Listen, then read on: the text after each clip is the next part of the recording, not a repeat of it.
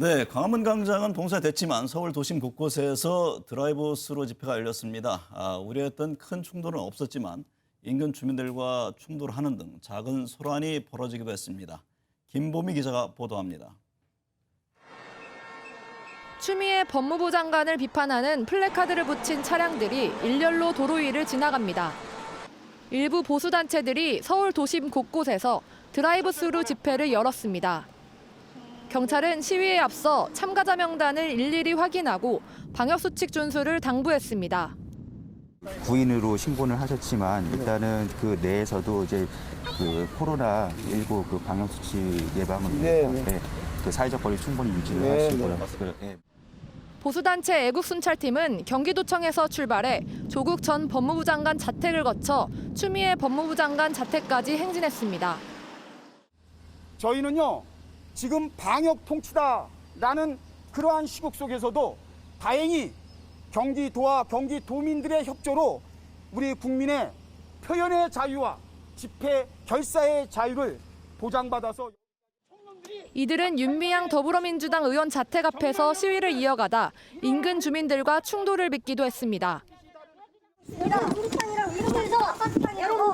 지금도 여러분들이 확인하는 대로 또 다른 보수단체인 새로운 한국을 위한 국민행동도 서울 강동구 일대에서 2시간가량 집회를 진행했습니다.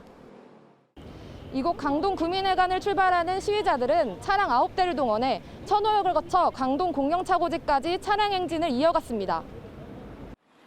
이들은 정부의 집회 금지 방침에 항의하기도 했습니다. 차량 행진으로 코로나가 확산되는 일은 없을 거라고 생각합니다. 만약에 그 코로나 감염이 문제면은 온 국민은 길거리에 나오지도 말아야 되고요.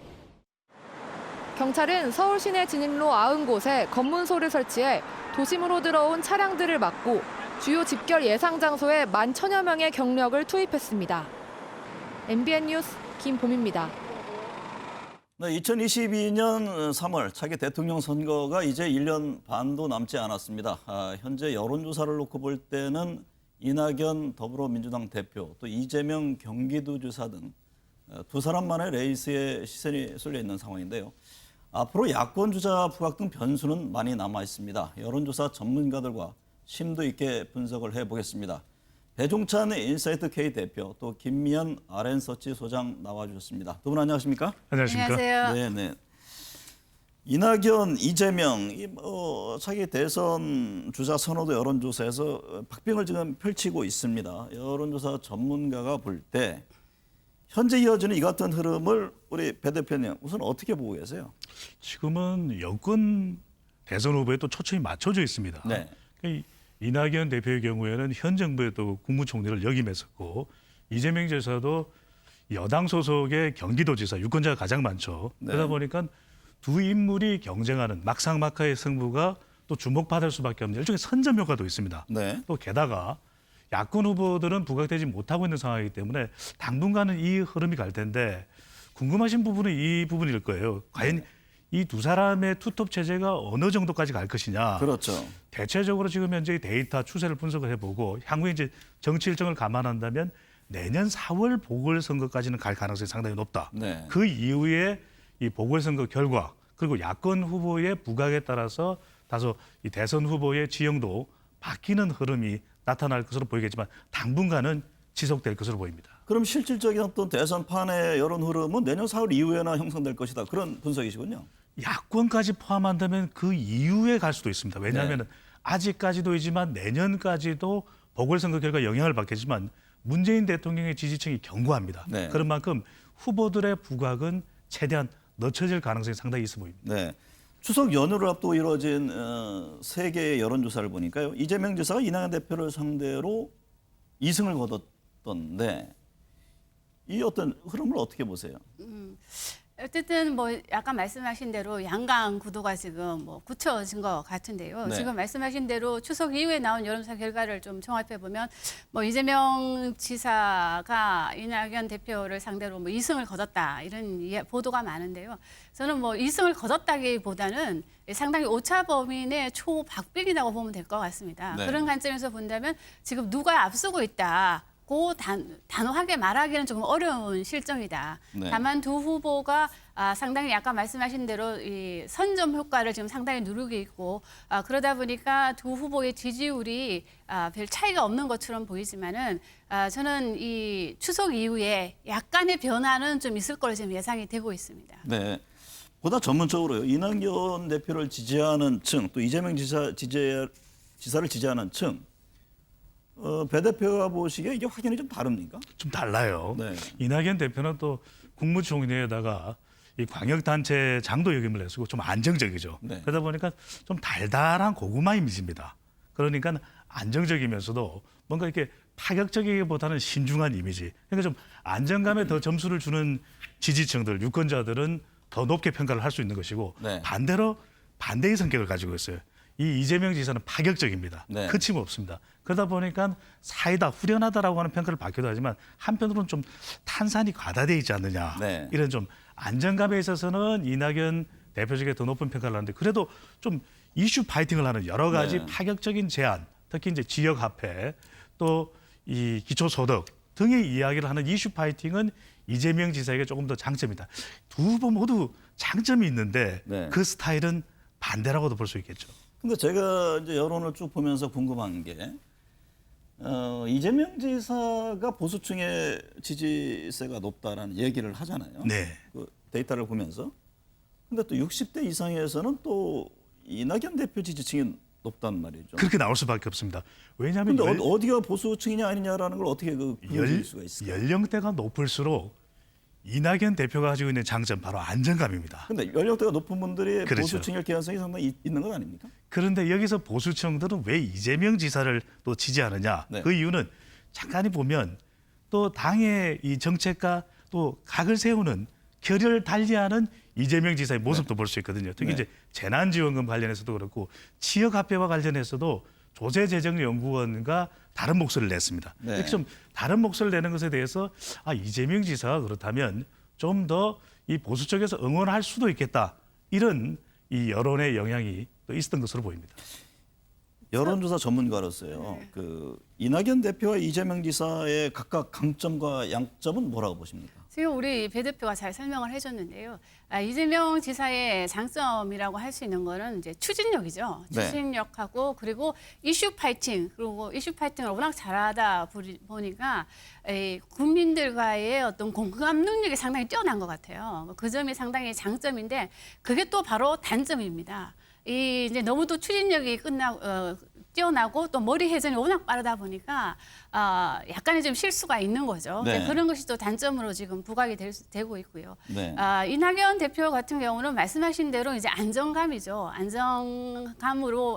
안정감이고 또 이 말에 또 어휘 구사가 상당히 정제되다 보니까 품격이 있다고 또 느끼시는 분도 있어요. 네. 이제 그런데 그러다 보니까 그게 또 단점입니다. 네. 그러다 보니까 좀 매력 포인트가 없죠. 이슈를 좀 파이팅하는 능력이 좀 부족해 보이기도 하고 네. 그러다 보니 좀 단조롭다. 뭐 이런 이야기가 좀 나오기 때문에 그런 것이 또 오히려 장점이 지금 두 분 다 또 단점으로 지금 비춰지고 있는 것입니다. 네. 그럼요. 두 사람은 각각을 좀 어떻게 보고 있는지 직접 한번 들어보겠습니다. 민심은 늘 변하는 것이지요. 그리고 어느 경우에도 독주가 오래 갈 수는 없는 것입니다. 국민들이 그렇지가 않지요. 그래서 자연스러운 현상이 전개되고 있다 이렇게 봅니다. 제가 그렇게 깊게 연구를 안 해봤습니다. 그리고 설령 연구를 했다 하더라도 사람에 대한 평가는 극도로 제가 자제합니다. 뭐 이낙연 대표님 뭐 경륜도 많으시고 또 역량도 출중하시고 여러 면에서 훌륭한 분이시죠. 제가 뭐 배워야 될 게 많은 분이시고요. 제가 뭐 어떤 특정 정책이나 또 인생살이와 관련해서 일부러 뭐 각을 세운 일은 없고 이제 그런 점들이 조금씩 이렇게 비춰지는 측면은 있을 수 있겠습니다. 뭐 훌륭한 분이시고 저희가 많이 따라해야 되고 또 한편으로는 우리 민주당의 대표시니까 제가 민주당 당원으로서 또 성공하실 수 있도록. 지금 4년차 추석을 맞아서요. 문재인 대통령 지지율 여론조사를 이렇게 쭉 보면 40대 후반대를 유지하고 있습니다. 네. 4년차 치고는 과거에 비교하면 상당히 견고한 수치잖아요. 이게 이른바 두 후보에게 어떻게 유리하게 작용할까요? 그렇죠.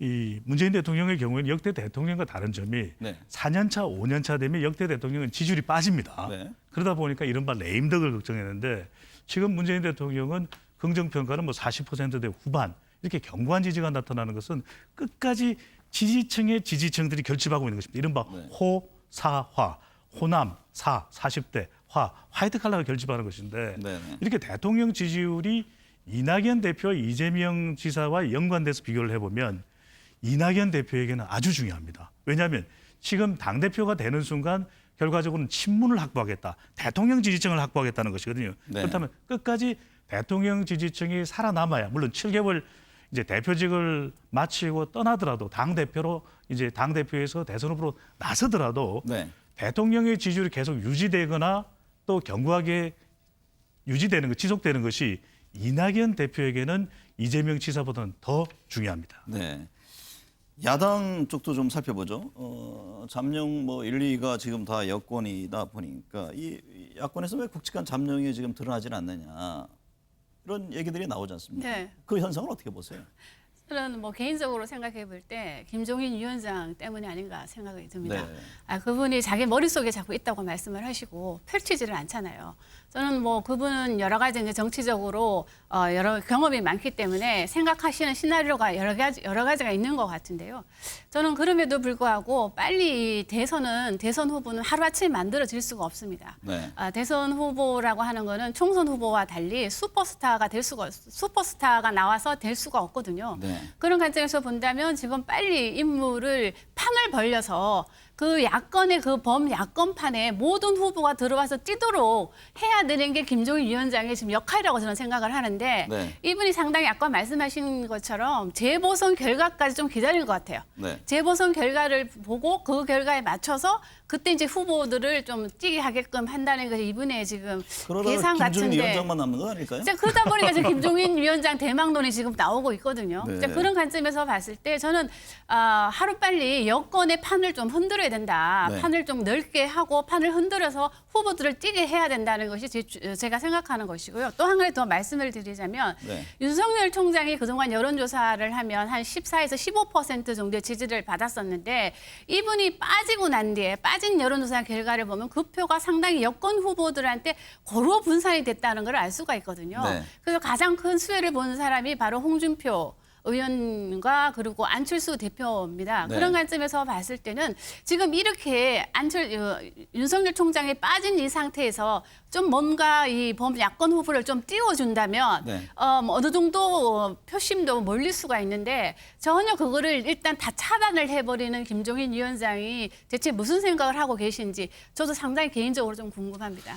근데 또 그럴 네네. 만한 이유가 있는 것이 지금 이 내년 보궐선거 후보나 이 유력 대선 후보가 국민의힘에서 나오게 되면은 김종인 비대위 체제는 흔들릴 수밖에 없습니다. 네. 무력화될 수가 있거든요. 그런 이유도 있는 것이고 또 하나는 보수 영향력이 전반적으로 약화돼 있고 붕괴돼 있는 것도 중요한 이유라고 할 수 있겠는데 네. 적어도 잠룡이라고 하면 이 이념 또 세대 특정 세대에서 특정 이념에서 보수면 보수 또 이 특정 정책을 가지고서 지역에서 압도적인 영향력이 있어야 되거든요. 네. 영남이면 영남 또 뭐 50대면 50대 압도적이 되는데 그렇게 되지 못하고 있다는 겁니다. 그러니까 각각의 후보들은 개인적 자질이 뛰어날 수 있지만 정당도 보수 영향력이 붕괴되죠. 그렇다고 해서 이 보수 진영을 끌고 갈 수 있는 구심점이 될 수 있는 인물도 없다 보니까 상당히 잠룡은 당분간 이 암중모색을 할 수밖에 없다. 안철수 네. 대표를 포함한 그 야권 통합 가능성은 어떻게 보세요?